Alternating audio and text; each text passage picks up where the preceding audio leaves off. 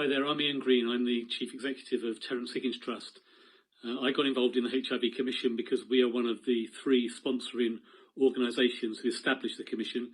That's us, Terrence Higgins Trust, the National AIDS Trust and the Elton John AIDS Foundation. And really important that three charities using their own charitable funds established this really important initiative that got government support right from the beginning. So I'm delighted to have been involved and that to provide the leadership from the three organisations to get this done. And together we can support people living with HIV. Hi, I'm Shibemba and I'm one of the HIV Commissioners. I have a background in activism around young people and living with HIV. From my own experience of being young and growing up with HIV, I got involved in the Commission because I think it's a really exciting chance to make some real change. I do definitely think that in England we've got all the tools that we need to be able to stop onward transmission of HIV, and if we utilise all the tools that we have and use them well and engage the right stakeholders, I do think we're in with a real chance of achieving something that no other country has achieved.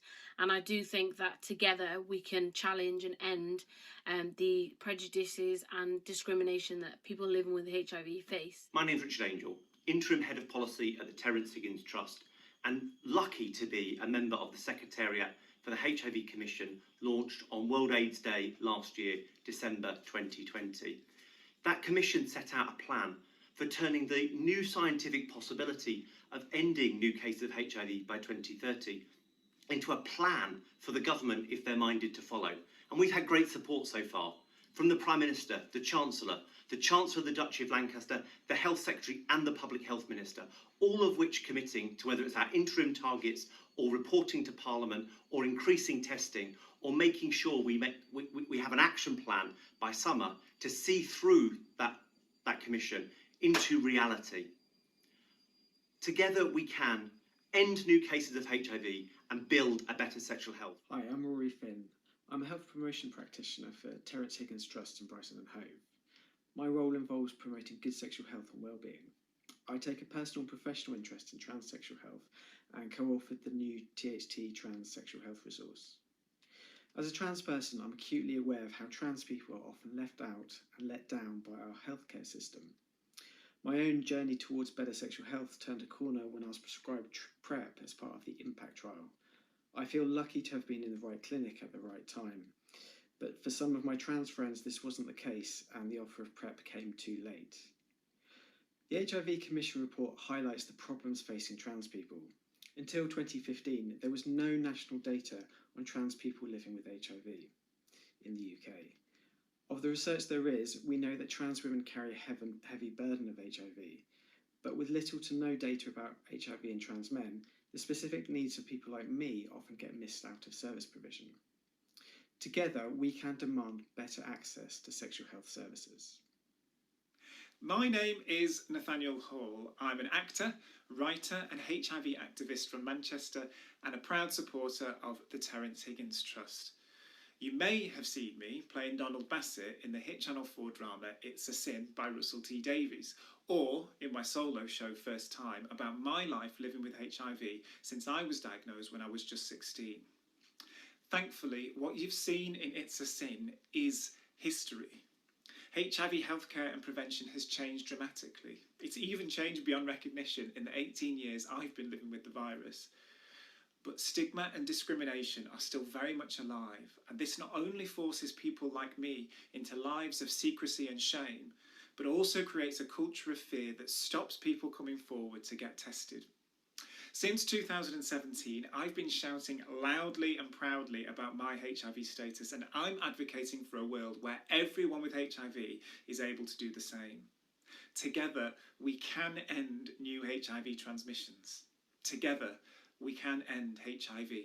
Hi, I'm Deborah Gold. I'm the Chief Exec of the National AIDS Trust, the UK's HIV rights charity.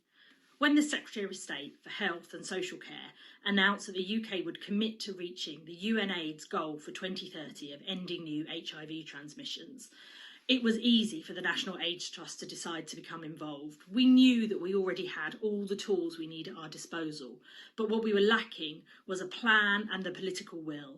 And the HIV Commission has really helped to create both of those things, and that's one of the reasons I'm so proud to have been involved in it. And I really believe now we have everything that we need so that together we can achieve all of this. Well, good evening, everybody. It's good to have you with us, joining us for this conversation over the next hour or so. The panel have already introduced themselves through their video clips, but for those who didn't hear, I'm Ian Green, and I'm the Chief Executive of Terrence Higgins Trust, and it's my pleasure to welcome you all here this evening for what I know is going to be a stimulated and interesting conversation. We're going to be focusing on the HIV Commission's report and the key recommendations, and as has already been mentioned, Terrence Higgins Trust, along with our colleagues at the National AIDS Trust and the Elton John AIDS Foundation, were three charities that took the responsibility to establish the independent HIV Commission, with the chaired by Damien Gabriel, the former Chief Executive of Lloyd's of London, to gather a group of people together to say, what do we need to do to get that prize of ending new HIV transmissions in the UK by 2030. The focus for this particular work was around England, but we believe this is relevant for the whole of the UK as well. You'll hear some of the recommendations being discussed during the course of the next hour or so. But one of the things that's been so amazing over the last 6 weeks or so is that the conversation around ending new HIV transmissions has been highlighted and hallmarked by the wonderful drama It's a Sin, and we've been overwhelmed by the amount of interest in the drama, and it's once again stimulated a national narrative around HIV that Terrence Higgins Trust and our colleagues I know at the National AIDS Trust and others have really tried to capture to make sure that up-to-date information about HIV is relevant today, and to encourage that conversation about the fact that we can end new HIV transmission. So it's come as a fantastic time for us, and we're now going to see a video about the work of the HIV Commission.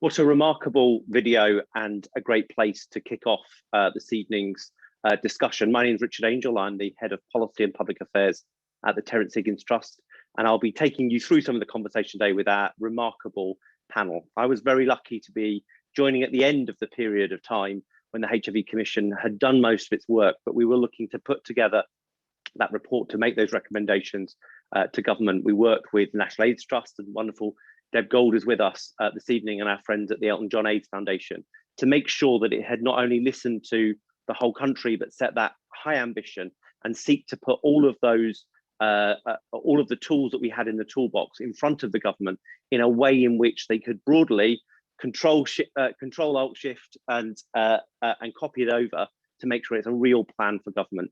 In that film, you saw the new scientific possibility. It is eminently possible we can end new cases by the end of this decade. It is government policy. Wales kicked it off in November 2018. England followed suit in January 2019. And the Scottish government came on board in the last World AIDS Day when we were launching the Commission, December 2020. We're holding out for Northern Ireland and we're confident they will join that commitment soon. But we don't just want to see them with warm words, we need to see real action. And that's where the work of the Commission comes in.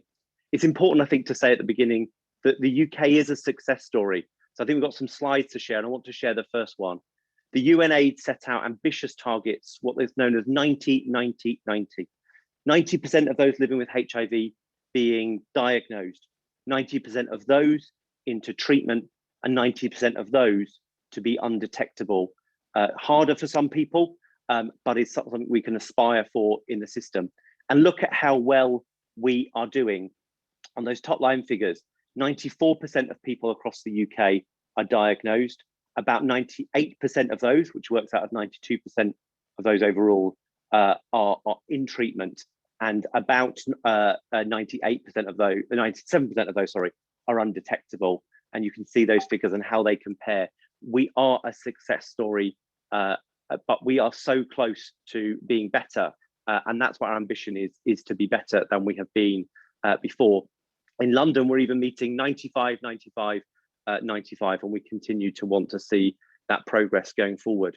Can we move to the next slide, please?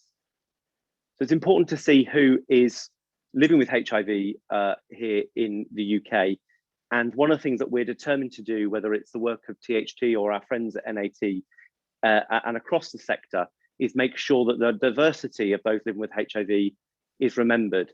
This is important to show that 31% of those accessing HIV care in the UK are women. We will not let women be forgotten as part of the UK element of the epidemic. And of course, globally, women make up more than half of those living with HIV/AIDS globally. 45% of people in the UK got it through heterosexual sex. This is a diverse condition and is something that preys on inequalities, and we will not let it be a story about one community. It's got to be a story of a whole. And the work of the Commission said that we don't want to see just progress for one group, we need to see progress for groups across the board. So if I can move to the next slide, which shows some of those trends in new diagnosis. They are coming down, which is obviously great, but they're coming down more for some people. In recent figures, we saw a cut in diagnosis of nearly 20% for the LGBT population, particularly gay and bisexual men, but only 6% across the board. So we don't want to see inequalities within the inequalities of HIV that has been going forward.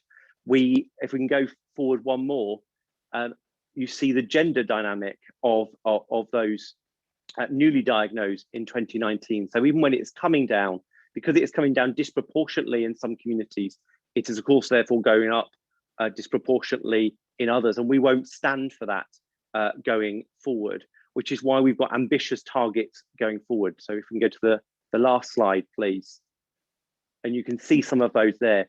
We have made sure that in this report at every stage, progress for all is our acceptable standard, not progress for some. And you can see some of those there.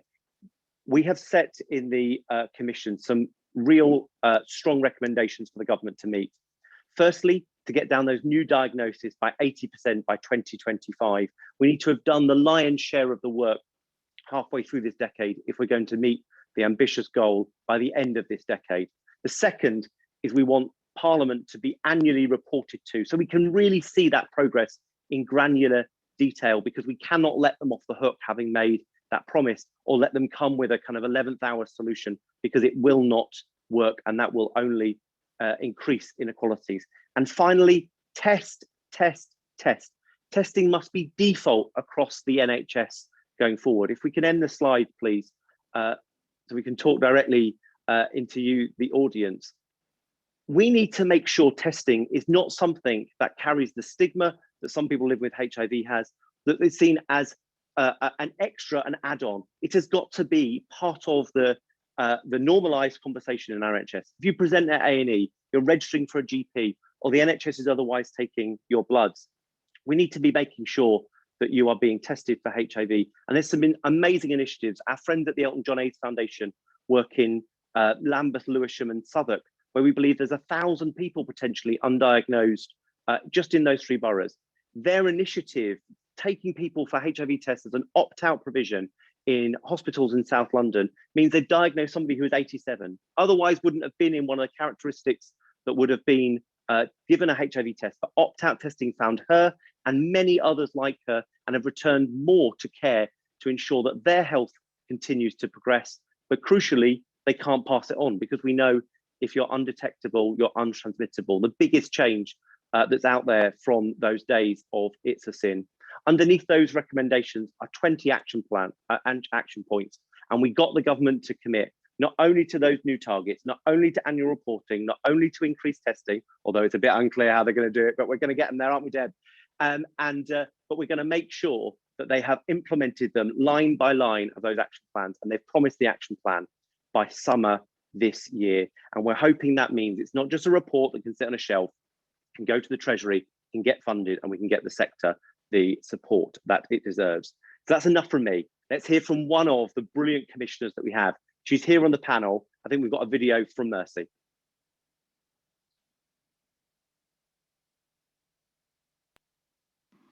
Hi, I'm Mercy Shibemba, and I'm going to talk a little bit about my story of choosing to share my HIV status publicly. So I've lived with HIV all of my life, and obviously HIV is something that's highly stigmatized. So when I was told about my status, it was something that I was advised not to necessarily share because of the stigma that is still rampant in society. And I didn't really know how to kind of talk about it. And so I just struggled with kind of living like a life where I wanted to be able to talk about it and share it, but I didn't quite know how to. I kind of talk about it like being a really less glamorous Hannah Montana, and having a life where I was trying to be, an adolescent and discovering who I am and all the different things that come with being an adolescent, and having this hugely stigmatized health condition that I wasn't able to, I didn't feel able to talk about. So when I went to university, it was my first time moving away from home, and I remember kind of feeling this sense of like, wow, like my life and my story is mine. I think not in a negative way. Obviously, when you grow up around your family, it's like you're in a unit, aren't you? And going to university really made me realize that my story is my story. And it actually really helped me to come to terms with being able to share my story and my status on my own terms. So towards the end of my first year at university, I was nominated by the Children's HIV Association for a Diana's Legacy Award, which was to do with my social action around growing up with HIV and being a young person living with HIV and managing all that comes with that. And I remember kind of hearing about the award and being told that it was an award that really encapsulated young people who were living out the legacy of Princess Diana and being trailblazers and not being afraid of what people think. And I just remember thinking it would be such a shame for me to have this amazing opportunity and this amazing award and still not feel able to share my status. And so I thought long and hard about it. I spoke to, my friends and my family, and I thought, this is a decision that I'm making at 18 that is going to impact the rest of my life. It's not something that I'm going to be like, hey guys, by the way, like I'm living with HIV. And then obviously the next week be like, yeah, like, just like forget that I said that, because that's not how it works. Once this cat is out of the bag, it's well and truly out of the bag. So I made the decision and it went really well. Everyone was really, really supportive. And that doesn't mean that it's the last time I've had to share my status. There's been many times since that moment, you know, in my first year of university, like starting employment, and loads of different scenarios where I've met new people and I've had to share with them. And I still get that kind of like what are they going to think and what are they going to say? But actually, I now live my life in the freedom that actually I don't care what other people have to say about my HIV status. At the end of the day, it's a health condition that affects my immune system, and it's nobody's business ultimately, but how I want to share it and who I feel able to share it with is entirely my choice. And I love that I get to live that out now. And, you know, being a young person growing up with HIV is really hard and can be really isolating. And sharing with the whole world isn't for everybody. And there are still situations where actually I don't choose to share my status in that setting because I don't feel comfortable or it's not necessary and I don't want to. And that's absolutely fine. So my advice, if you want to share your status, is, you know, to speak to your support network. Mine were, you know, so pivotal to me making that choice, but also know that there's a community of people living with HIV who are here to support you in this journey. And if you're somebody that has been recently told that, you know, a friend or family member is living with HIV, then ask them how best you can support them. It's going to be really different for everybody. Mercy, that was amazing. Thank you very much for telling that story and sharing that with us today. So I should just say today's proceedings are being recorded, but those of you who are watching, you will not be part of that recording, and any comments that you send through to the panel and others will be, you know, kept private and part of that private conversation.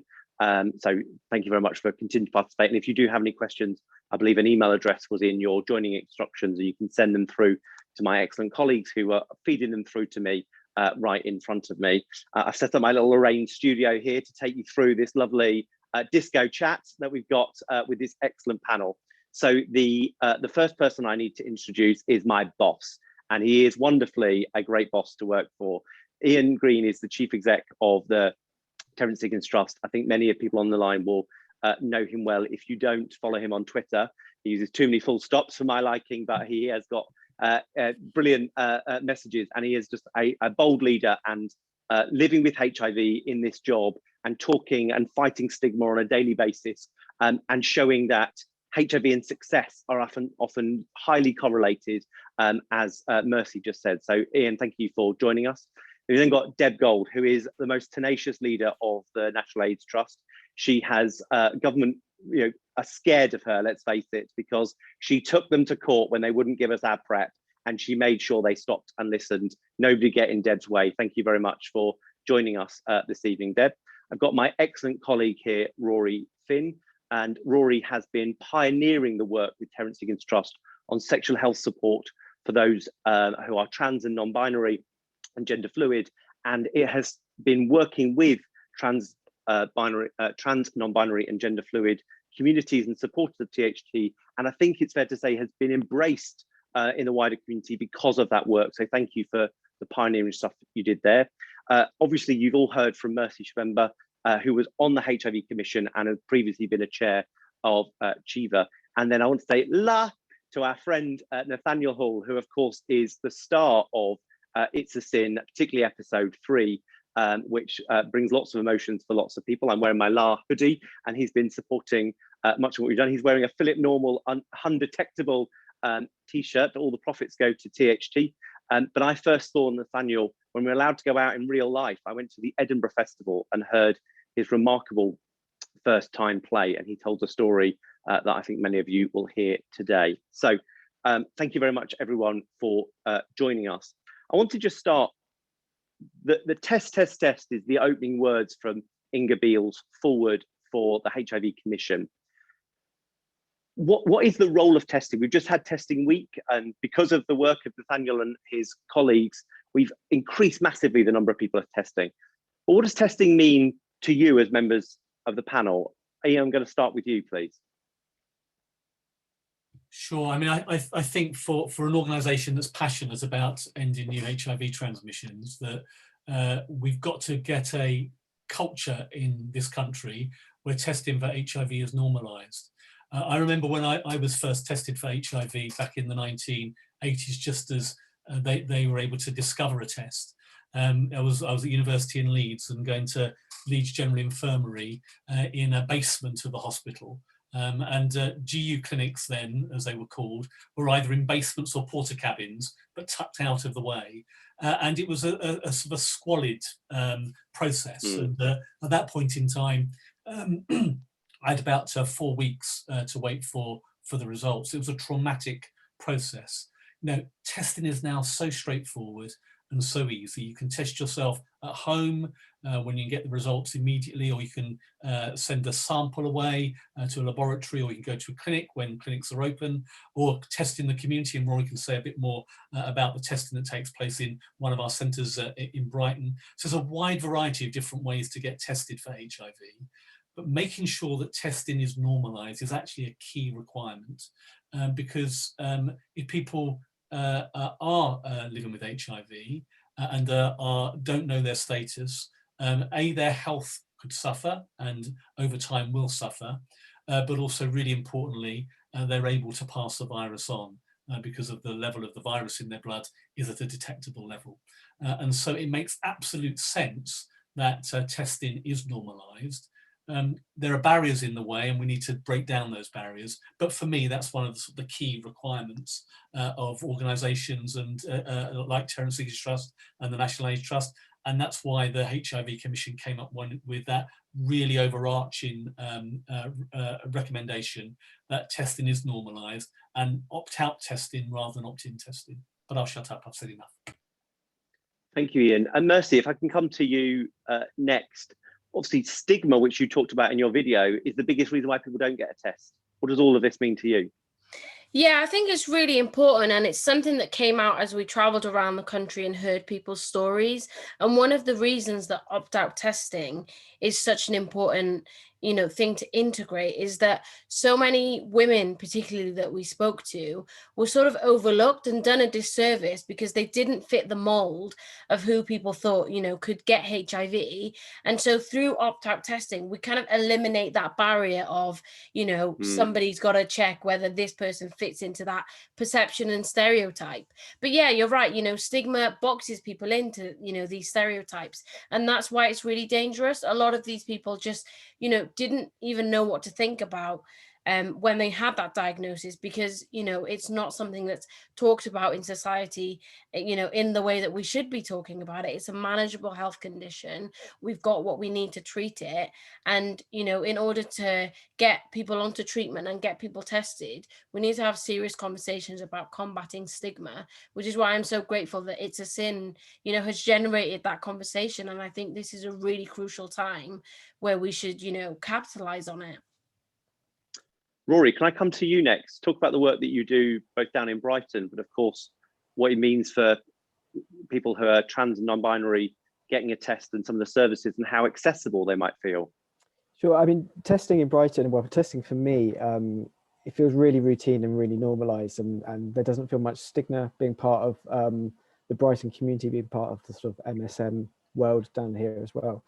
And it's really easy to get tested in Brighton. Like we have our own NHS sexual health services. We have our walk-in centre at Terrence Higgins Trust where you can do your fast test and get your test done within moments. And during the lockdown, we've been doing the postal tests as well. So there's kind of, they're coming out of our ears, different ways of testing. And I think it's really important to kind of make sure that different communities are having access to that.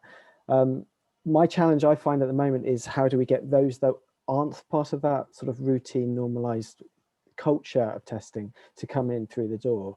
We're pretty good in Brighton to get gay and bi men through the door, but other communities might not necessarily feel that it's something they ought to be doing for themselves.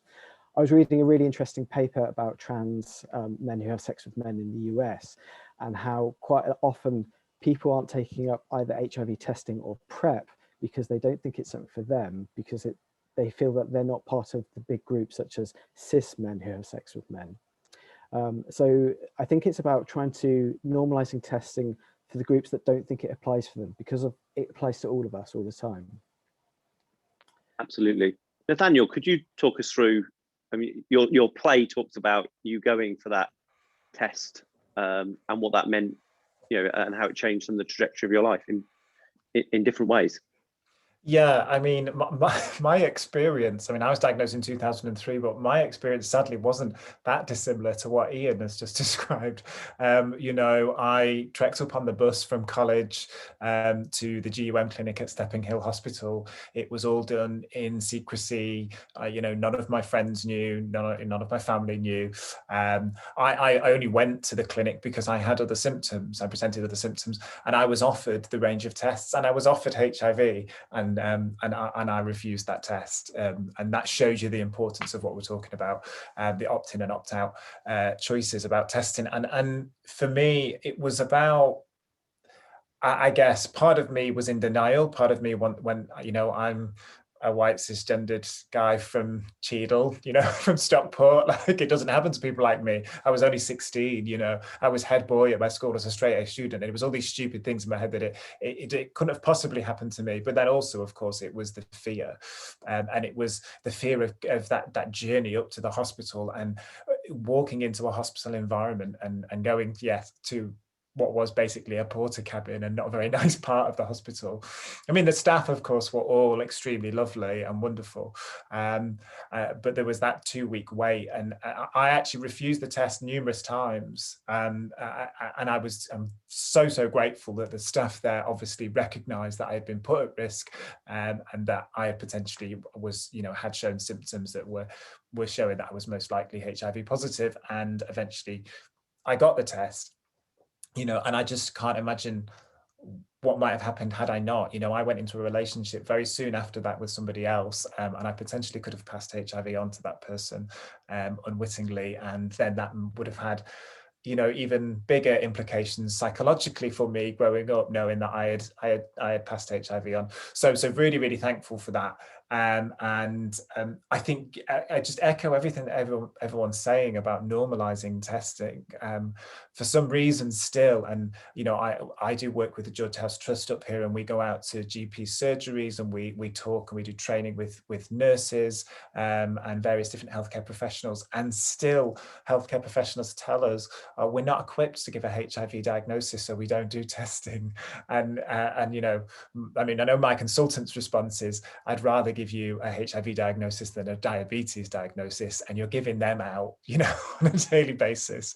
So it's about helping. I think some of the work that I've been doing with GHT is helping to support healthcare staff to understand that HIV is really manageable. Giving a HIV diagnosis is no different than giving a diagnosis of any other long-term manageable health condition, and so that their fear around testing and telling people about a test result is removed, and so that the whole fear around HIV goes, because that's the crux of it. It is the fear and the stigma that lingers from those tombstone adverts, and from the 1980s, and the stories we see in It's a Sin that I think stop people in their tracks and stop them from coming forward to test. Thank you. Deb, we've had a question from one of the audience members about, are we making the most of home testing? I wondered if you could address that in your remarks. And also, we know from people who are voluntarily going to a sexual health clinic, 250,000 people are not even offered a HIV test when they go to that porter cabin, backroom type facility, and half of those are women and half of those women are Black. Like, how can we tackle those things? I wonder if you could address both of those in your remarks. Be able to do it better if I remember to take myself off mute. Yeah, absolutely. So in terms of home testing, I mean, I think Ian was, he spoke earlier about the great choice there is in terms of tests, and home testing has been really revolutionary for people for a lot of reasons. I think, like, both ends of the spectrum, both people who are really nervous about having to kind of do something, or it's inconvenient, to go to a sexual health clinic or something like that, but also people who are totally comfortable about it and taking control of their own sexual health and don't need to do that, and you kind of want something that's easy and quick. So I think that is fantastic. I think it's about choice, but we've talked a lot about the different ways that people can kind of come forward to have a test. And I think kind of what Rory talked about is really important. It's those people that don't know they're at risk, or, you know, kind of Nathaniel, as you were saying, who are kind of maybe resisting recognizing their risk, who aren't coming forward for the tests, that we really need to think about. And that's why the recommendation from the Commission is so important, because it's around basically every time your blood gets taken, we should be testing you for HIV. We shouldn't be waiting for you to come to us. We should be going to you. We shouldn't be making these wrong assumptions about who is at risk and who isn't, which I think are underneath, Richard, what you've just said. The huge numbers of Black women who aren't being offered tests when they're right in the place where they should be being offered them. I mean, that is a bloody easy win. Like, that is not okay. So we need to see those figures changing. But I think as we start, you know, every time you have blood at your GP or at A&E or in those different places, just testing a standard, it will start to normalise, and we'll start to find those people and get them the treatment they Absolutely need. right. And one of the things that's remarkable in the HIV Commission is it has a testing traffic light table, all the T's there, and it goes through all the places where it should be normalised and it rates them. So the only one that is green is maternity, which I was going to ask you to talk about.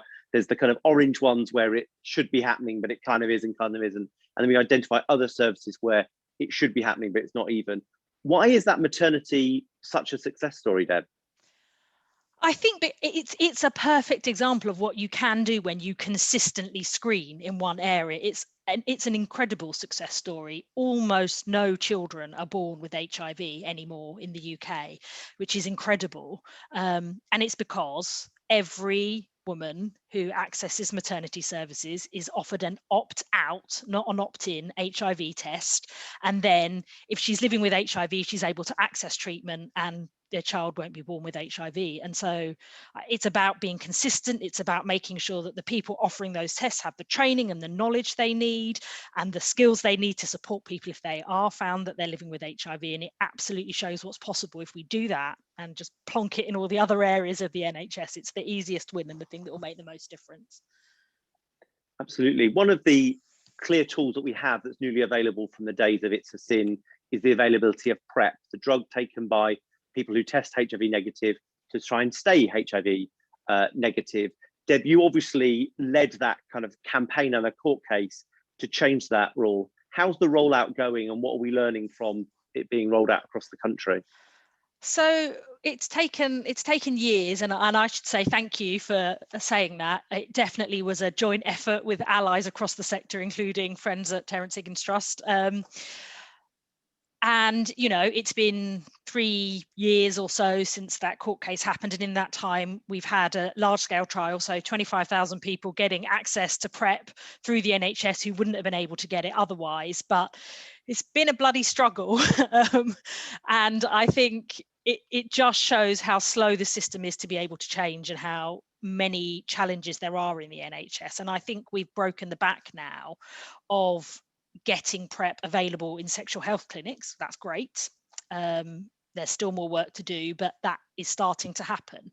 But, you know, when we think about HIV and we talk about, you know, those people that we don't want to forget, women living with HIV, trans people living with HIV, you know, Black people who aren't being offered tests living with HIV, they aren't coming in the same numbers to sexual health clinics. They aren't asking for PrEP. It's the same thing as for testing. We need to go where they are and we need to offer them PrEP. And that means it has to be available at GP surgeries. It has to be available in abortion clinics, should be available in local pharmacies. HIV services, you know, voluntary sector services should be able to kind of refer people in. So I think there's a job of work to do now to kind of cross that next barrier so that we equalize access and so that PrEP can meet its true potential in helping to end the epidemic. Yeah, one of the things I want to see is every time you get a negative test, you get sent some information about ways to stay negative, and one of those being PrEP. Absolutely. Rory, you talked in your video about PrEP and how that was part of your journey and kind of taking charge of your sexual health. I wonder if you talk about that briefly. Yeah, so I was taking PrEP for a couple of years. I stopped actually a few months ago because my life circumstances have changed for the better, which is all good. But when I first heard about PrEP, this was before obviously that court case, but around the time when the kind of I Want PrEP Now websites were set up, it was recommended to me by a lover of mine, and I point blank said that's not for me, despite the fact that we were having unprotected insertive sex.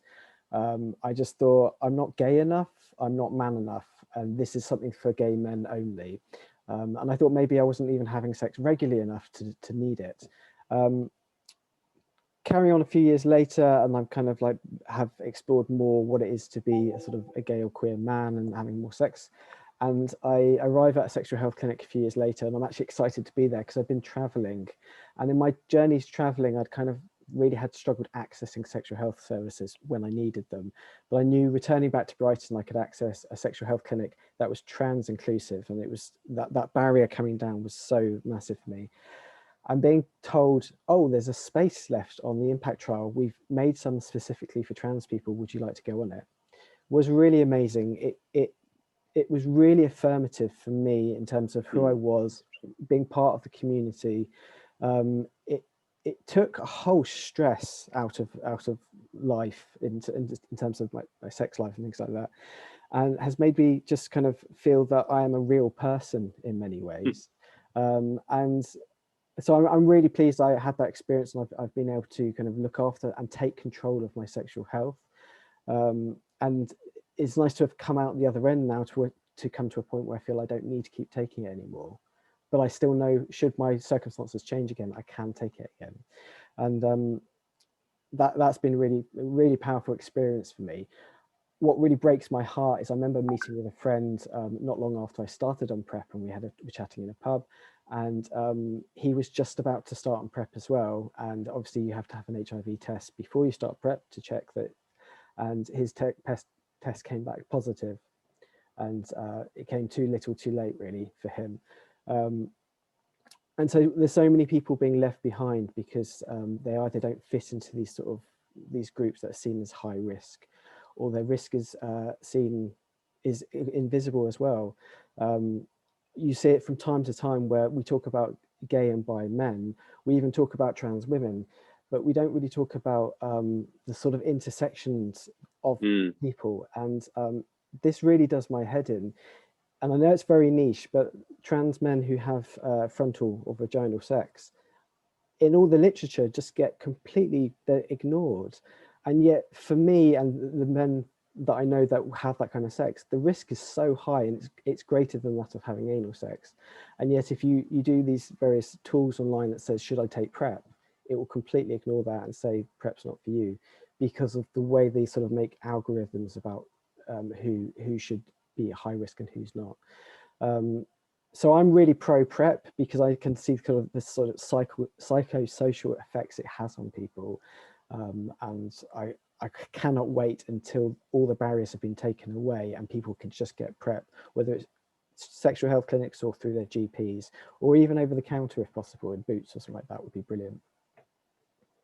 Mercy, we know that knowledge of PrEP amongst Black Africans here in the UK is really negligible. And we've launched a campaign just before Christmas, PrEP Protects, to try and raise awareness. Is there things that you think and that you heard through your role as a HIV commissioner that you think need to be taken forward as a priority?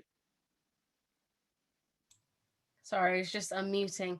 Yeah, I think it's really important. And I think a lot of it is down to having cultural specific targeting that actually understands the complexities of what it means to be, you know, in the Black African community and try and do something that's around sex or HIV.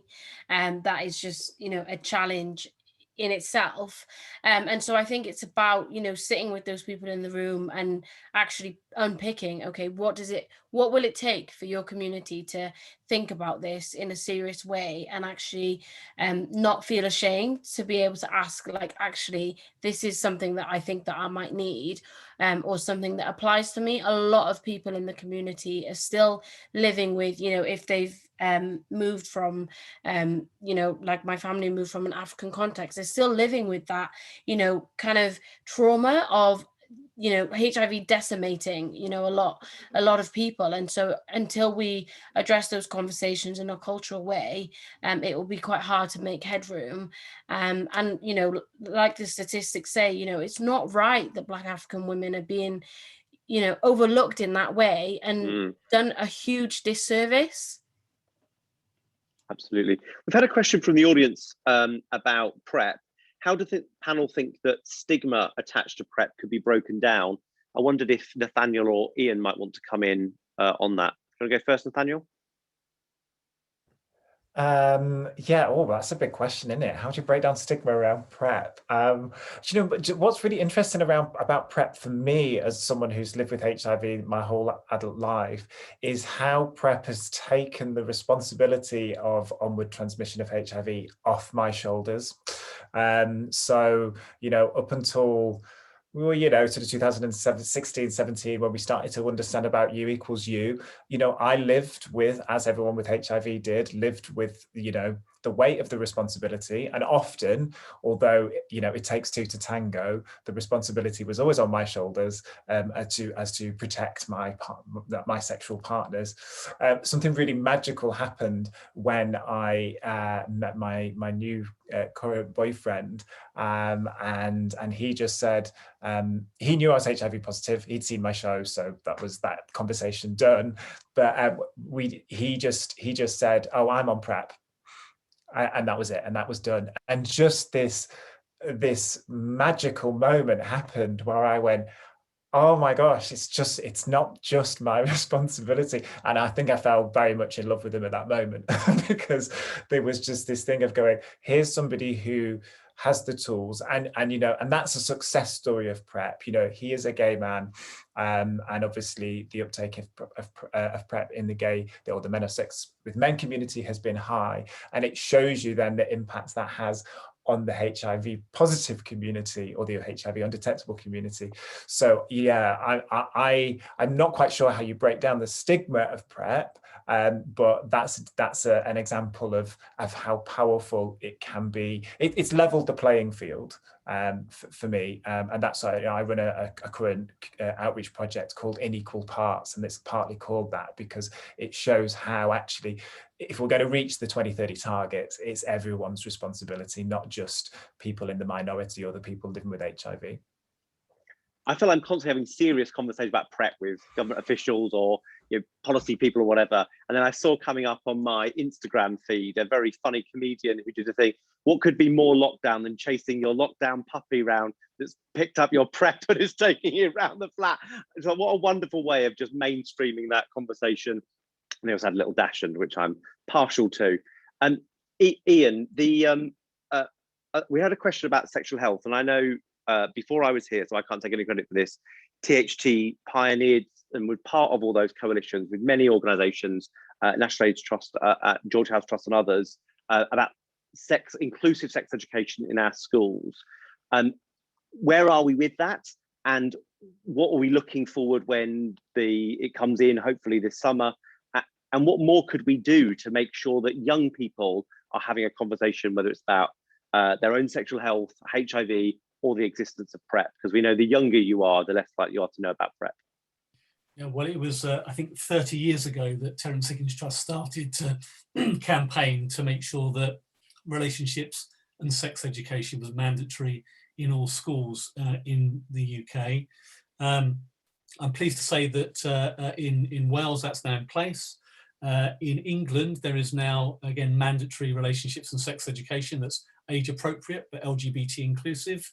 Due to COVID, the introduction of that's been delayed somewhat, but it should be introduced in a mandatory way over the course of the next few months. And it's really important that as part of winning the campaign about relationships and sex education, that you don't just assume that that's going to be taught in an inclusive way just because it's part of a curriculum. There's all sorts of inputs needed to make sure that there's a really good syllabus and that the teachers are properly trained and equipped to have those conversations, not just about the sort of the biology of what needs to be taught, but also really importantly about, you know, the focus around healthy, positive, consensual relationships, and that's so important in relationships and sex education. And in many of our services throughout the country, we have a responsibility to support teachers and schools to deliver good quality relationships and sex education. So whilst that's now in place, the fight isn't over to make sure that's being delivered consistently and of a good quality, because it is scandalous. It's absolutely scandalous that children and young people leave school without having any formal input around having the ability to understand the fact they're a sexual being, and that they want to explore their own sexual health and take responsibility for their sexual health. The fact that people can leave school without not knowing about sexually transmitted infections or issues around consent or HIV is absolutely scandalous, and I'm really pleased that we've at least got that now in a statutory form, but the work doesn't finish now, it continues. Rory, I saw lots of nodding from you there. Have you got any experiences you want to share? I just really echo what Ian has to say. I think when I went to school, I was at school during the bad old days of Section 28, so I got no education about anything to do with queerness or anything to do with me. And so everything I learned was through being a young adult in Brighton. I think it's so key to arm people, certainly as young people going forward, because you know that's when you explore the most, but in a way that it doesn't just end at school as well, that actually it's a lifelong learning of kind of relationship and sexual education. It's really easy to forget things you learned at school or kind of to have tuned out of it, and we need to keep sort of, as you say, these messages about consent going forwards. If you know people, if and when their sexuality sort of changes through their lifetime, that they kind of learn how having sexual relations with other people might mean needing to have different strategies around sexual health and safer sex and consent and things like that. And rather than it just being something, it's a one-time job done when you're 15 years old and maybe done really badly. If you're lucky, it's been done well. But that we make sure that it's something that everyone is tapping into all the time. And it's Nathaniel, why, go on, beyond Messi, yeah. It's why it's so important to have a cross-sector approach, because, you know, I know from when I was in school, you know, I think one teacher in biology was like, well, people living with HIV, they just die. And I was just kind of like it's just not true. But the importance of a cross-sector approach means that, you know, it's something that's being spoken about across society, which is something that is really, really important, because certain people just aren't going to listen in school, because the educators that are kind of in charge of this, you know, like that, you know, just because it's on the syllabus doesn't mean that they'll have a comprehensive understanding of what's going on. And I find often that, you know, amongst my peers, you know, young people, that people lack an actual historical account of, you know, what the, you know, AIDS epidemic was like back in the day in this country, which is why, you know, things like It's a Sin is so important, but lack the knowledge that actually HIV has changed so much in this country. And so either they kind of know a little bit about back in the day and that's just where they're rooted, or they're kind of like, yeah, I sort of know that, like, you know, you can't pass it on, but they don't have a comprehensive understanding. And so that cross, you know, sector approach of, you know, banks should be talking about it, and, you know, different industries, means that we can approach the message in so many different angles. Absolutely. I wanted to also ask you, Mercy, while we have you, as a former chair of CHIVA, one of the issues that has been highlighted to me in doing this role is that sometimes it's younger people living with HIV as they kind of leave children's services and progress as adults. They're least likely to be undetectable, and that's partly because they move from children's supportive services to a very sexualized environment of a sexual health clinic. And I just wondered whether you'd had thoughts on that and what could change going forward. Yeah, I mean, I cried like a baby the first time I went to North Manchester Hospital, and I was on my own, and I thought, is this what my life is going to be like? And I think it's just about getting transition really right, because, you know, there's nothing, you can't replicate that kind of family setting. You know, when we went around the country and spoke to, you know, different clinics, I remember in Birmingham, you know, the nurses were talking about the Christmas party they would put on for young people living with HIV. You know, realistically, the NHS doesn't have the budget to replicate that in adult clinics, but it's about, you know, in that transition phase and in the adult settings, recognizing that, you know, young people are, you know, going to be done a disservice if we don't recognize the unique challenges that they might be facing. And you know, I'm really fortunate that I'm able to, you know, speak openly with my clinic, but I do worry a lot about the people that drop off from care because they're just not able to handle, you know, kind of the culture shock that comes with going to a very different clinic for the first time. Absolutely. Nathaniel, do you think better education might have changed things for you, or your Edinburgh show also educates massive amounts of people? What can we do in the schools to? Yeah, it does. Yeah, there is all the key messages are hammered home in my show first time, and that was really important for me to get those messages in there. And I think back to sex education. I'm a Section 28 kid as well. Repeal 2003, the year I left school, the year I contracted HIV. There's some very strange parallels with HIV and LGBT rights movements in my life. But I remember watching a video about a gay guy who was dying from AIDS. It was really out of date. It was in a maths lesson with a maths teacher who was completely out of their depth, you know. And I've been into schools since, you know, throughout my life as an activist. And some schools are getting it great, and some schools are doing a great job. But others, I mean, it is as bad as Coach Carr in Mean Girls. You know, it's you will get chlamydia and die, and it hasn't really come on from that. And I just go, where is the sex positive conversation? Why? I think somebody has said in the comments, why as a society we're so embarrassed to talk about sex, like with young people. Like I was doing it at 14, right? And young people are doing it sometimes younger than that.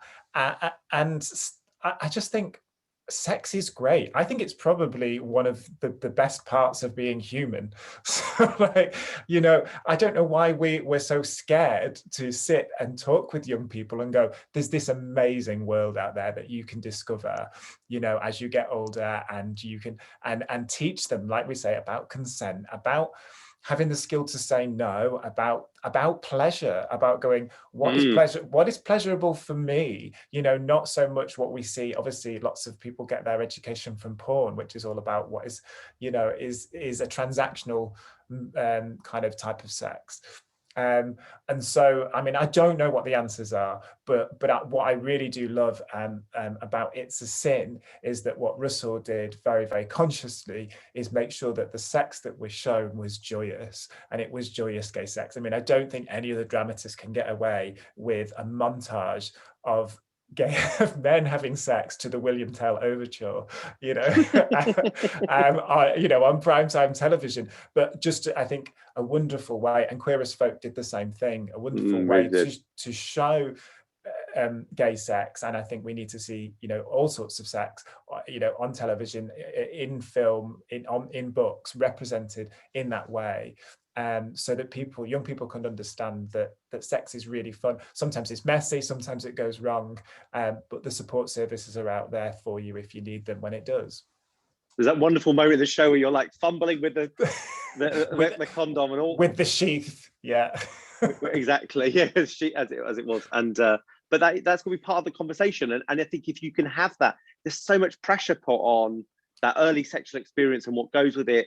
And, you know, it really is massive. And, you know, saying to people, sometimes it's fun, sometimes you'll just end up laughing, and it might end up stopping at that point. And, you know, and sometimes you then go back to it later. And that's a really important conversation, I think, to have with younger people. I was doing one of these talks for somebody else and reflecting on the fact that when I kind of came out, it came with seeing one of three experiences.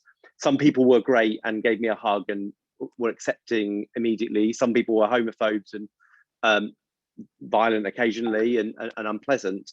But there was that group in the middle that just every time they saw you, they're like, are you being safe? And of course, what they were saying was, don't let sex kill you.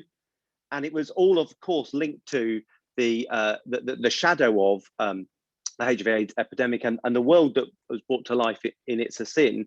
And I think that has a really long tail. You know, another one of these talks said, now Section 28's gone. I was like, it's not gone. Like, you know, it is the one law that was put on the statute that was never enforced, never ever enforced, but it lingered and it had a massive role, and it still lingers today for many people. I wanted to jump to Deb because inequalities has been, you know, the defining feature of the HIV/AIDS epidemic in the UK and pandemic globally. And of course, within that, within the UK experience, we know there are certain communities disproportionately affected and then disproportionately able to get the benefit of some of the tools that we have available. That goes in every part of the Commission. What was the starting point for that, and why was that built into every chapter of the work the HIV Commission did? I think anybody that is living with HIV, is involved in kind of working in the HIV community, understands very soon that HIV is an infection that is absolutely driven by stigma and inequality. You know, little parentheses, among the other things that I think a lot of us have watched happening around COVID over the last year is, you know, the rest of the world going, surprise, look what happens. Like with health inequality, like, of course, it's disproportionately affecting these same people who are affected by HIV, because we know that, you know, poverty and employment problems and racism and homophobia and transphobia and misogyny and all of these things work together to kind of build a complex type of stigma that means that, you know, some communities don't understand that they're at risk. Some communities aren't comfortable talking about sex. Sex is made to be dirty. We don't teach, as we've just been talking, young people when they're in schools, really simple facts that they need. We allow, you know, young men to leave school not knowing that they need to get regular HIV tests or not knowing what PrEP is. And somehow we act like that's okay, and it's not okay. And I'm really ranting now, so I'm going to try and remember what your question was. It was a question about inequalities. So I guess my point is, because those inequalities drive the infection so much, you can't hope to combat HIV without also having a plan for combating those inequalities. And so we needed to make sure that the HIV Commission report really kind of took that on board. And we know that moving forward over the next 10 years, it's not going to be possible to make the progress we want to make without starting to combat some of those inequalities as well. I'll stop there. Ian, is there anything you want to pick up on? It's brilliant, Deb, as ever. One of the things that I love so much about working with Deborah is that we're a really good double act, and I know when I've got nothing further to say to add to what Deborah said. I mean, I guess the only thing I would say is as a white middle-aged cisgendered man is a lot of the responsibility rests with people like me to make sure those inequalities don't exist. And I'm very conscious of the privilege that I've got, and being aware of that. Sometimes I then don't use that privilege positively, but understanding that is so important. And you know, inequality, we're not going to get to the position where we can end new HIV transmissions without tackling poverty, inequality, poor housing, all of those sorts of wider issues. Absolutely got to be the heart of being almost human rights organisations and really grappling with that. I had a fantastic conversation with some of the THT trustees before this meeting about our new strategy, and that came out really clearly as one of a key emerging theme that we're going to need to be addressing, and something I know that NAT do extraordinarily well, and we've got to make sure that we're all in that space. So Rory, only 4% I think of those on the PrEP Intract trial were not gay and bisexual men, which is a really damning indictment on the inequalities that are within the system there. What do you think of, what other things in your work, whether it's in Brighton or you know, engaging with the HIV Commission, that you've seen highlight as a kind of real health inequality that you want to shine a light on? I mean, in general, just the barriers to sexual health services are kind of, for me, seeing kind of the barriers for trans people getting into sexual health services is kind of a constant issue. And even that when that when you present yourself, that you're not being presented as a whole person with your particular needs, but you're being presented as with clinicians sometimes that don't really know what they're talking about, or ask inappropriate questions, and it kind of makes you not want to go back, or them not having the right information in order to be able to advise properly. So there's kind of, and that culture that services are geared just for gay and bisexual men, and to be quite honest, really just for gay men. It's like we tack on the bisexual as kind of to pretend we're including them, but when we look at the way that we outreach, we don't necessarily engage with them properly as a group. So and overwhelmingly it seems to be towards whites and sort of fairly affluent people as well. I think it comes back to this issue of intersectionality and how can we actually get the people that don't really feel they're being spoken to speak directly to them, and that when we peel away the layers of things like socioeconomic privilege and education and things like that, that's where the issue is. I know that I'm really quite privileged, even though I'm a trans person, because I'm white, I'm educated, I have a job.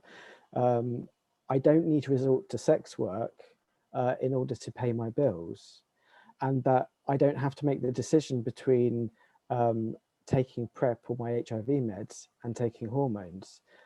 So I think there's kind of, I don't think it's the taking away the blankets that we need to do and really get to the sort of the intersections of seeing people as a whole and how we can make things more accessible in that way. It's amazing how lots of people talk about the need to kind of see themselves reflected back. I was listening to an amazing podcast with a Black lesbian woman, and she was saying, I didn't think I could be a lesbian as a Black woman because I'd never seen a Black lesbian, and just how, you know, almost denying some of her own feelings because she hadn't seen that reflected back, and how important that media is.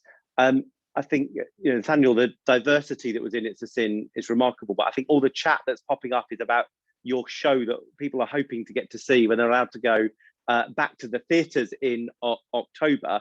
Can you tell us a bit about the show and the journey you take people on, and also about the work that you maybe kind of why you're also doing these things under the table, writing your next show?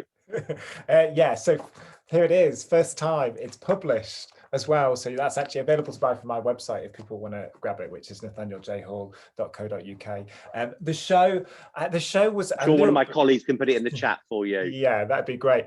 I guess the show, there was loads of reasons why I wanted to make the show. I lived in secrecy for about 15 years, so I didn't actually tell my family for a very long time. I had a bit of a mental breakdown in 2017. I was partying a lot. I thought I was leading my best queer life, sex, drugs, alcohol, and then realized that I was deeply unhappy, and it was because I was holding this secret. And so personally, professionally, I wanted to smash through that and tell this story. But I mean, I didn't really have any idea of the impact that it would have. But the show, one of my main drivers was a little bit about what you've just said there about not seeing me reflected back. So stories around HIV often are historical, and we see and there are incredible and amazing rich stories from the 1980s from across the world that are of course really, really worthy of film and television and stage time and in books. But I just was like, where's the story of someone living with HIV now? And where's the story explaining what it feels like to be stigmatized, what it feels like to have to disclose your HIV status, although I hate that word. So that was the impetus really to make First Time. And the show really is warts and all. My director was like, are you sure you want to put that bit in? Your parents are going to come and see this. And I was like, it has to be, because it was about me unpicking the shame of the internalized homophobia linked to my diagnosis and all that shame, and getting out on stage. So it's back on tour, If Miss Rhoda Behaves, in the autumn, and it will be on a UK tour. So we're trying to get as many places in the UK as we possibly can.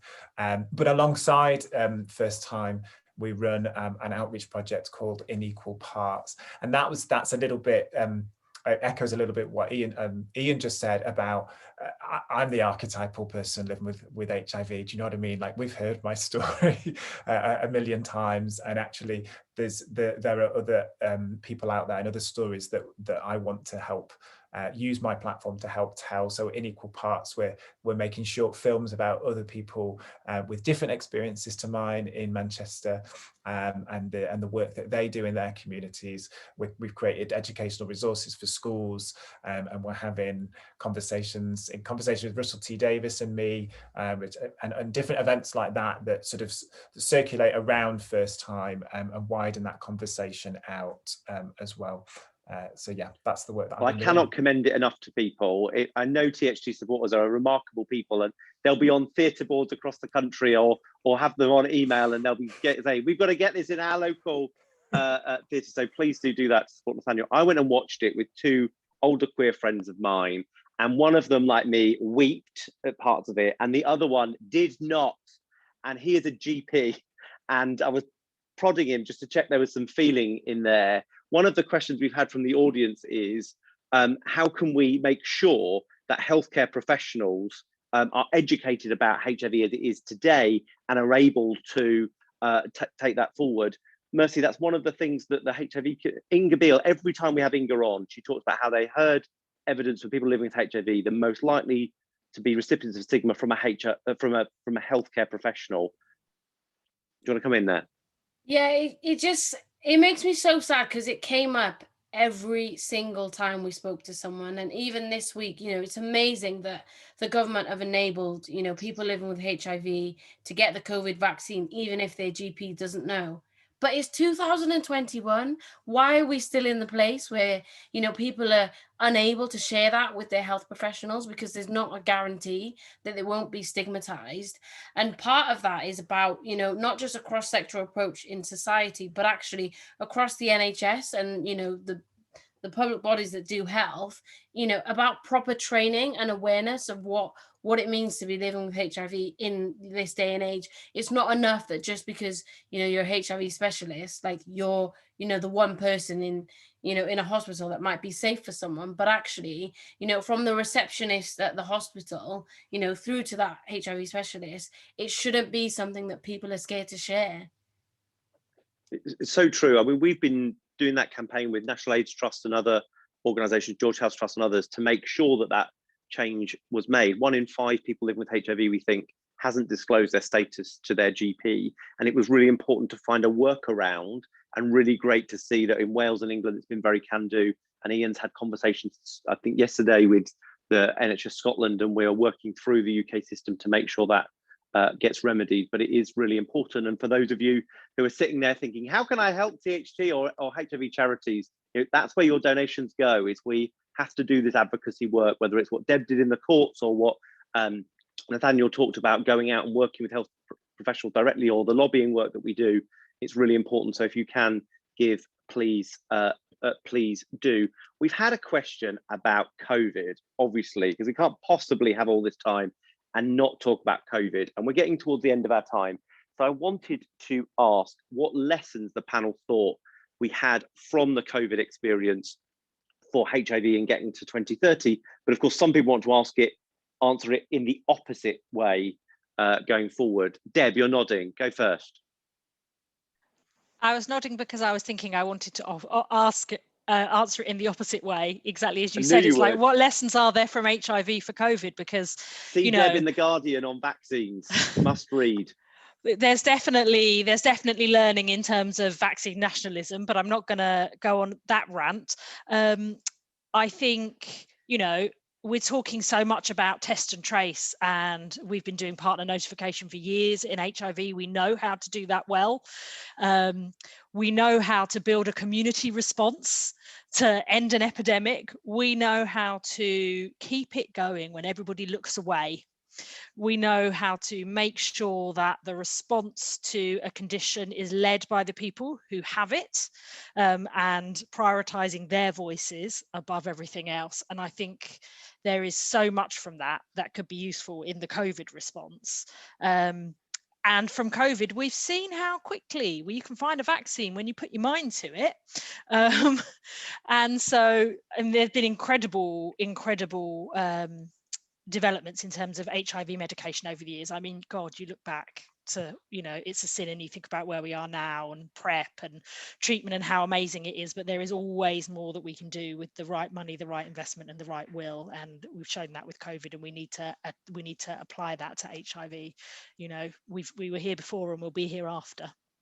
Yeah, I mean, Richard, Rory, what of course, Ian, sorry. I just quickly say, just to follow on from Deborah's point, I think we press very hard in the HIV Commission report to say if government, which it's agreed to do, is committed to the 2030 target and to get 80% of the way by 2025, that's going to need resourcing. And resourcing's been found to deal with the COVID pandemic, quite rightly so. Money has to be found to make sure that we can end new HIV transmission. So where there is a will, there is a way, and that we need to just make sure that that priority that's been given to the current pandemic is given to the earlier pandemic as well. Yeah, absolutely. There's always money when they want it. They can always find it. They need to find it for this. Rory, what do you think the lessons are? I mean, for me, it's all about how we've had to adapt to COVID, and with lockdowns in place, how we've had to innovate really quickly. And there's actually been quite a lot of opportunities that come with this. It's kind of given us a kick up the butt to do things differently, and to do things differently.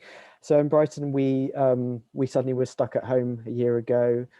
So we ramped up our postal testing kits through our fasttest.tht.org.uk. We started posting out condoms to people if they felt they needed them.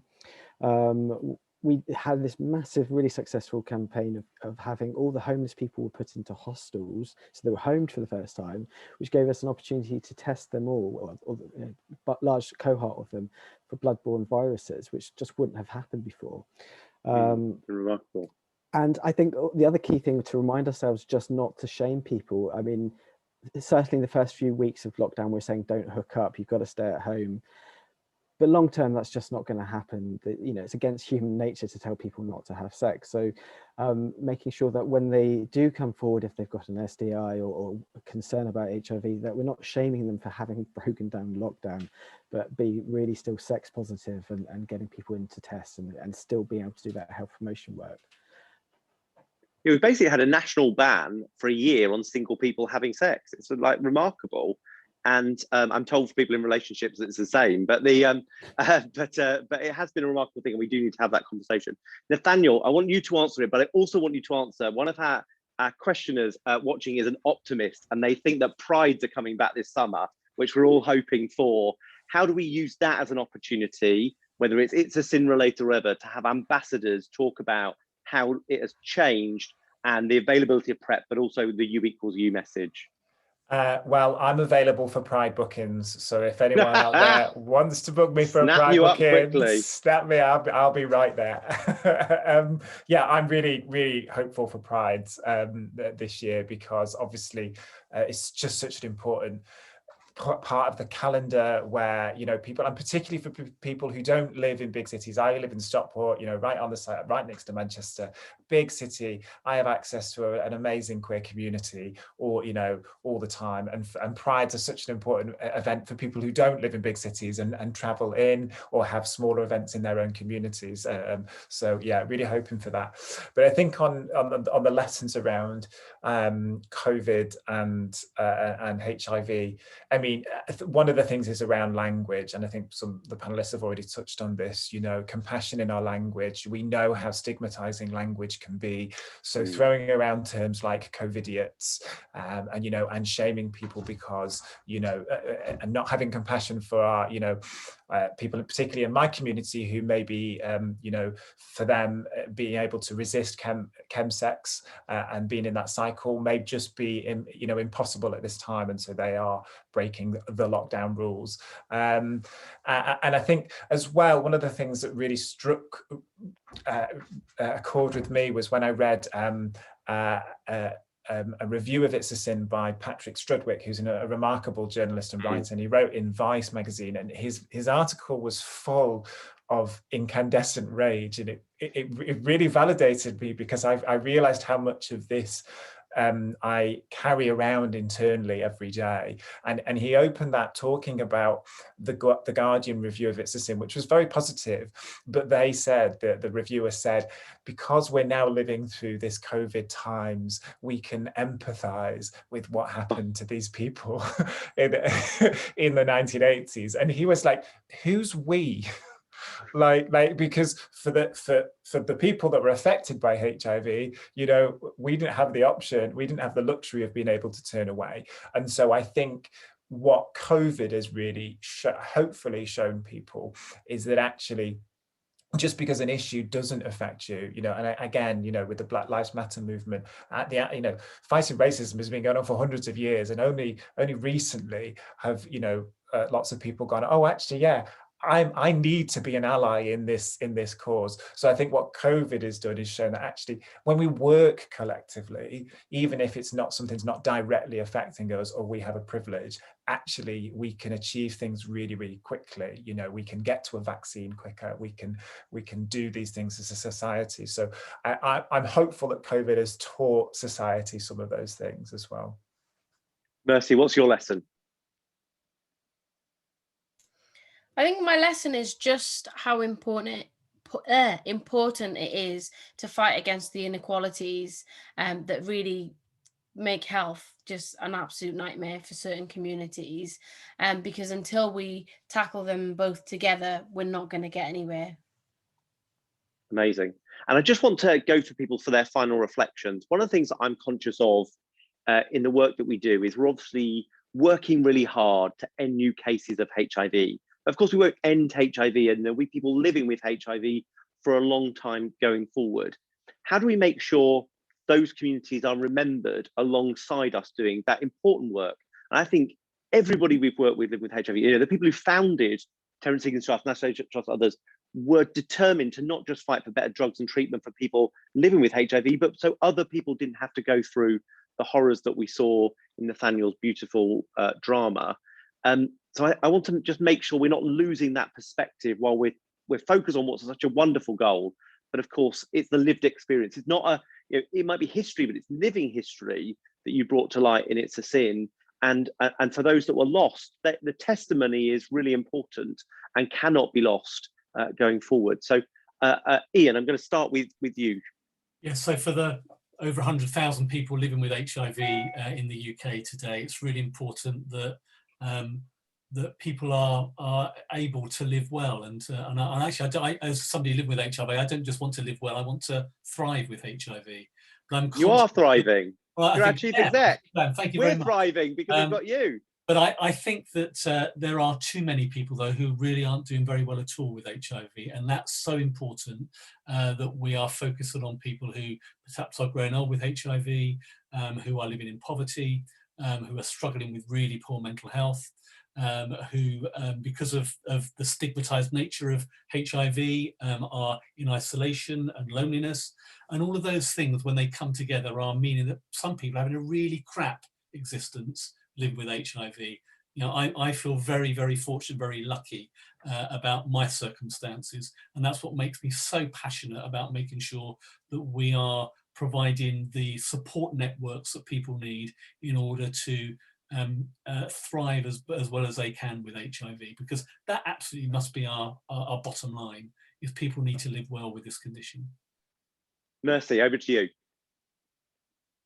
Yeah, and I would say that one impacts the other. So the more that we do to enable people to stop, you know, getting HIV, the better we'll be able to create systems that enable a better quality of life for people living with HIV. So, you know, talking about stigma, that affects us all, about the healthcare settings that we find ourselves in and making them better spaces, that affects us all.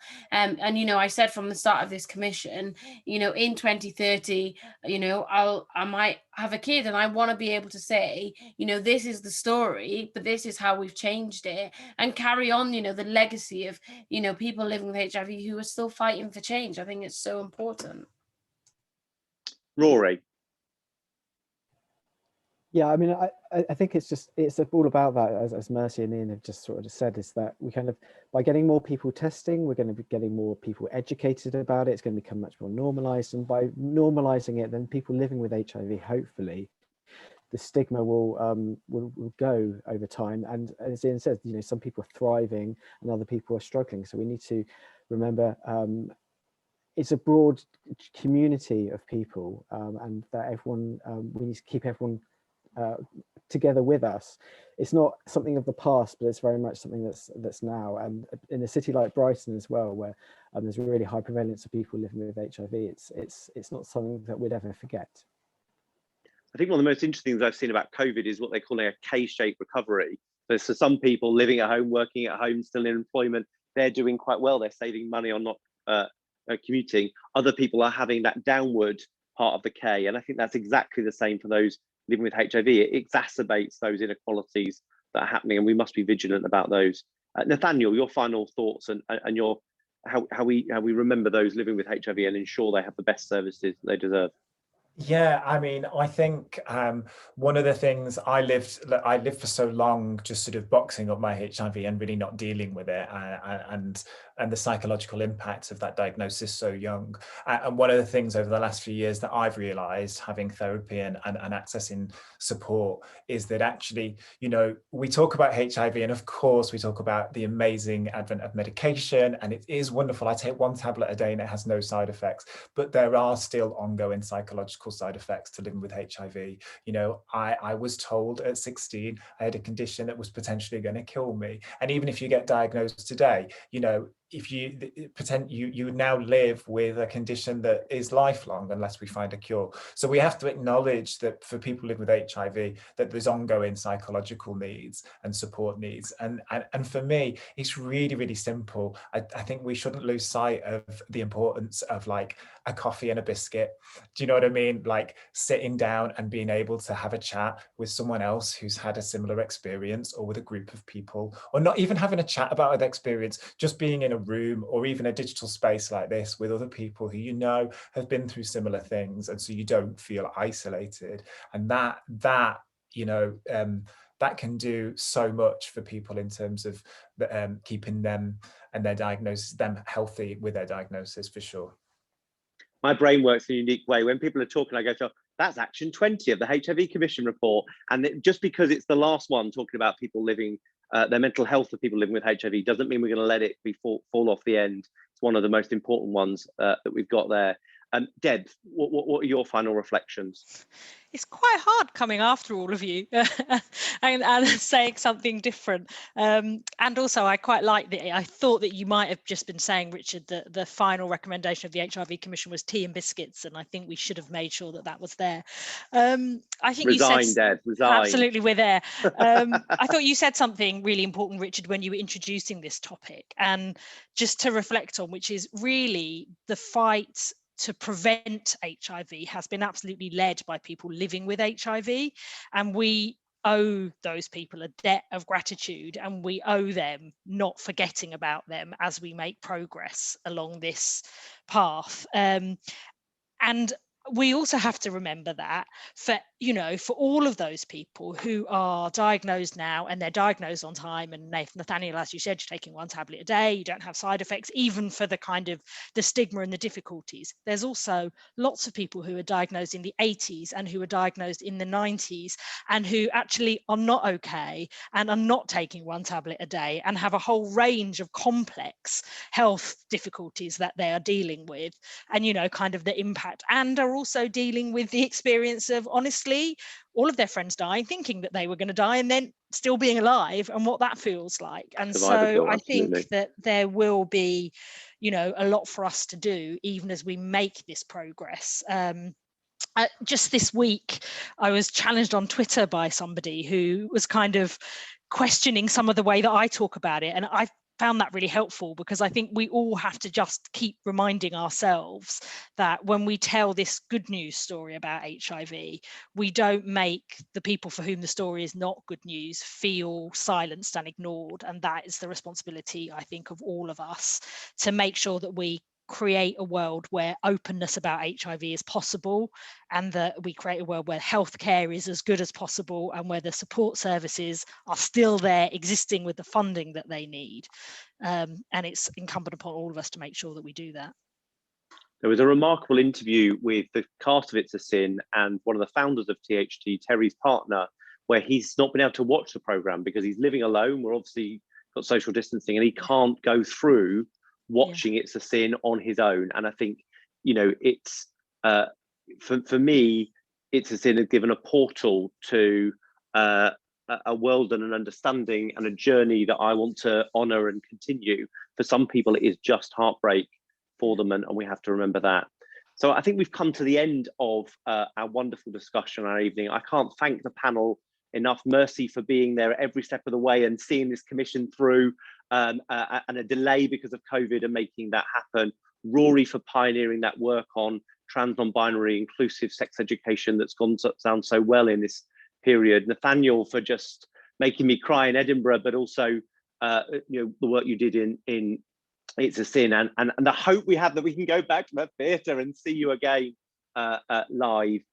Deb, as you will have got from this conversation, is an inspiration to work with in the role that I do. And of course, my wonderful boss. I know I have to say that, but I actually really do mean it, because he is really great to work with, and he makes so much happen. So thank you everyone for being here and part of the discussion this evening, for supporting the work of Terrence Higgins Trust and our partners, the work of the HIV Commission, and how we've just made that such a success. You know, getting the Prime Minister tweeting about it, the Chancellor in the Chamber, the Chancellor of the Duchy of Lancaster, which got really nothing to do with him, crossing the room to say, I'm going to do this, this and this. The Health Secretary not just doing a video, but coming back to the House of Commons at like 11 o'clock at night or something silly to say, no, I'm going to do this, this, this and this. That is a testament to the way that the supporters of THT have kept this on the agenda and made sure that the progress we're seeing for some, if it's not progress for all, is not something we're happy with. Our wins this week on getting the vaccine rules changed show why we have to fight every day for our place at the table and to make the world a slightly better and fairer place, because we're not prepared to accept our lot in life. Thank you very much for giving me the opportunity to work at THT. Your donations pay for all our salaries, which go out and mean we change the world in the work that we do. And I want to give the final word to Ian, our Chief Executive and an inspiration to many. Richard, thank you so much for ably facilitating the conversation this evening. It's been a real pleasure to engage with all of you, and I hope those who have been listening have found it positive and engaging. It's really important that these conversations take place. They're absolutely vital that these conversations take place, and that we as an organisation can reflect on the work that we've been doing, not only on our own, but also with our partner organisations. And partnership working is so very important for me and for the organisation that I lead. And that's why the double act that I have with Deborah is such a joy of my professional life. I just want to thank you, our supporters, for everything that you do to encourage us, to motivate us, to at times hold our feet to the fire, but also to provide us with the financial resource that we need to deliver what we do. Without you, we could not do this. And I hope you've picked up during the course of the last hour and a half or so the passion and the commitment that we demonstrate as an organisation. So thank you very much for that ongoing support. I just want to say a big thank you, and I don't know if he's on the call, but to Philip Normal, who is the Mayor of Lambeth, who has designed a LA t-shirt, which has raised well over £200,000 for Terrence Higgins Trust in just 4 weeks. Quite incredible, and so we're very grateful to him for that. But to all of you who are raising money for us in so many different ways, whether you're a regular donor or whether you're involved in community activities, just thank you so much for all that you do to make sure that we can continue our work. Our commitment is we will continue the fight until there are no new HIV transmissions, and that will be by 2030.